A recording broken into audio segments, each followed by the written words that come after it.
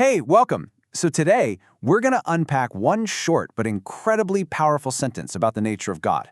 It's got three huge ideas packed inside it: what divine oneness really is, what it means for God to be living and true, and the whole concept of an everlasting king. Let's get right into it.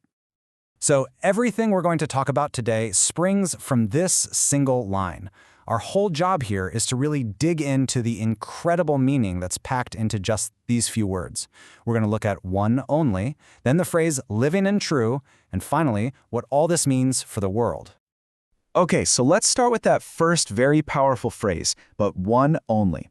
What does this idea of absolute total exclusivity really mean? As you're about to see, it's pretty much the foundation for everything else. Right, so the core idea here is called divine oneness, or in Chinese, 神的唯一性. Now, what the source material tells us is that this isn't just about the number one. It's a massive statement of exclusivity. It's saying there is only a single, unique divine being, which right off the bat rules out any possibility of multiple gods. And you can see just how central this concept is in this famous line from Deuteronomy. It's presented as this core confession for the entire community. It's not just some abstract theological idea. It's a unifying declaration that shapes who they are and how they worship. And this whole idea of oneness has some really direct and profound consequences. I mean, if there's truly only one God, it logically demands exclusive devotion, right? All worship, all religious life has to center on this single being.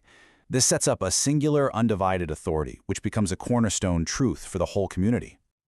So that brings us to a great question to think about. Based on what we've just covered, why is this concept of singularity, of there being only one, so absolutely essential for the very structure of worship and divine authority? All right, so we've established the one. Now let's move on to the next part of our statement. What exactly does it mean for this God to be living and true? Let's explore how these two ideas really work together. First up, let's look at living God, or in Chinese, 活着的上帝. What's really clear here is that this isn't just some poetic title. It actually defines God as an active, vital agent, a being with a dynamic power to act in the world.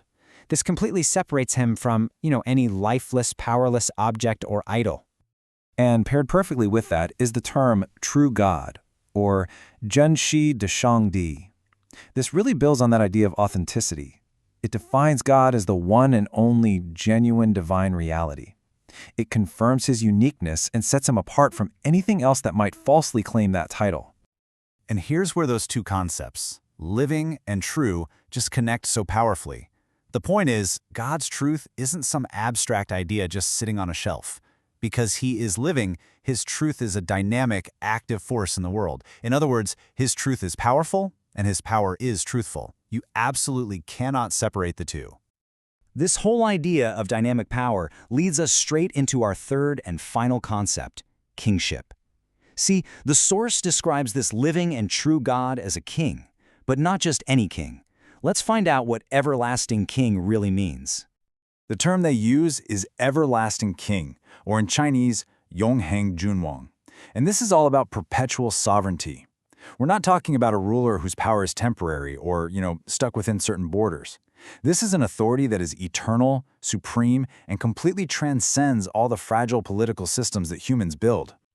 And the contrast here is just crystal clear. Divine kingship is described as perpetual, absolute, and irresistible. On the other hand, worldly power, by its very nature, is always going to be temporary, limited, and fragile. It's this incredible contrast between what is permanent and what is fleeting, the ultimate versus the provisional. So make no mistake, this isn't just some abstract theory of authority. The source material is very clear that the rule of this everlasting king has a real, tangible, and often totally overwhelming impact on the world itself. And listen to the cosmic scale of that impact. The text says that at his wrath, the earth itself trembles. That moves way beyond political power into a force that can literally shake the foundations of the natural world. And then you have this, which shows the global reach of his authority. It goes beyond just nature to human civilization. The claim here is that no nation, it doesn't matter how powerful, can actually withstand his indignation. The implication is that all of global history is ultimately subject to his judgment. So, let's stop and think for a second. After looking at these last few points, what would you say is the single biggest difference between the authority of this everlasting king and the power that any earthly ruler could ever have? Okay, we've explored the three core ideas from that one single sentence. Let's bring them all together now for a quick summary. When you look at it all together, these four terms are really working together to paint a complete picture. Divine oneness establishes that he's exclusive. Living and true define this God as an active and authentic reality. And everlasting king describes his authority as absolute and perpetual. So together, they point to one authentic, active, and eternally sovereign God. And that brings us to one final thought to leave you with. How does combining these two powerful ideas, a living God who is also an everlasting king, totally change how we perceive divine power? How does it move from being just an abstract concept to a tangible, active force in the world? It's definitely something to think about. Thanks so much for joining us for this explainer.